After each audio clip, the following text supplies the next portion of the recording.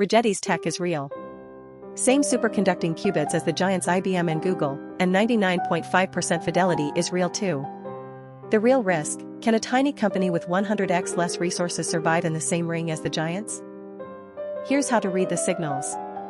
We sort Rigetti's risks into 3 states: real, already in motion; not yet, real but not yet triggered; and Rigetti's own third state, unresolved.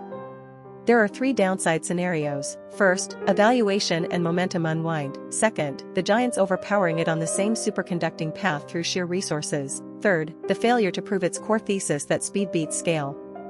If D-Wave's unresolved question was whether the tech even exists, Rigetti's is whether it survives the competition.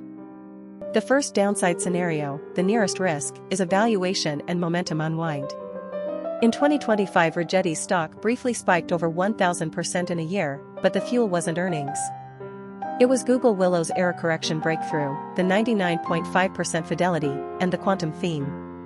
Revenue is about $10.8 million, yet the price-to-sales ratio is in the hundreds. This is a high beta name that dropped sharply on just one line from NVIDIA's CEO that practical quantum is 20 years away. That said, the in-house fab and the fidelity are real assets, so its fundamental cushion is thicker than D-Wave's. Now the second and third risks. Second, the giants overpowering through resources. Superconducting is a battleground where IBM's 1,000+ qubits, Google Willow, and Amazon are racing with enormous capital. IonQ and D-Wave avoided that fight by picking paths the giants don't take, but Rigetti went head-on in the same superconducting arena. So this threat is a real one, already underway. Third, the company's core thesis itself, that a small, nimble, vertically integrated player beats the big, slow giants, has not yet been proven. If the chip-to-chip couplers and modular tiling become a new bottleneck, the differentiation turns into marketing. This is an unresolved question the market will settle over several years. But there's a counterargument. The first is the real assets. Rigetti is almost the only pure quantum company with its own quantum chip fab, Fab 1, iterating fast from design to fabrication to testing under one roof. The 99.5% 2-qubit gate fidelity proven with Ankaa 3 in late 2024 is a real number that cut the error rate roughly in half. Unlike D-Wave, whose core asset was unresolved, Rigetti's asset works today. The bet is to bypass the giant's weakness, the yield cliff of huge single chips, with high-yield tiling. The open question is only whether that asset is enough to actually beat the giants. Now the second and third counterarguments. Second, the economics of modular scaling.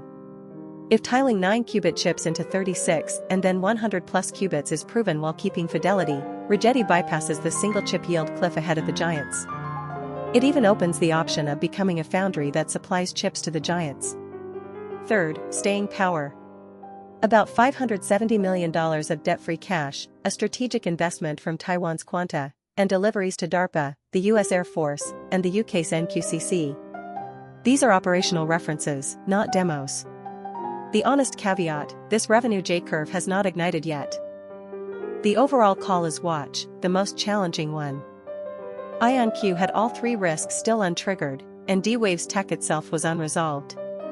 Rigetti is a different kind.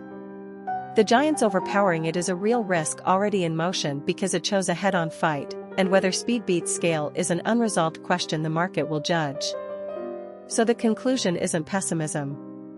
The in-house fab, 99.5% fidelity, the cash, and government deliveries are real assets.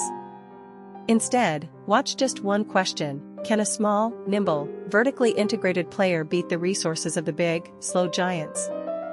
Next episode we flip it and look at Rigetti's upside scenarios, where it touches everyday life, and the final verdict. Tap the cards on screen for the next one.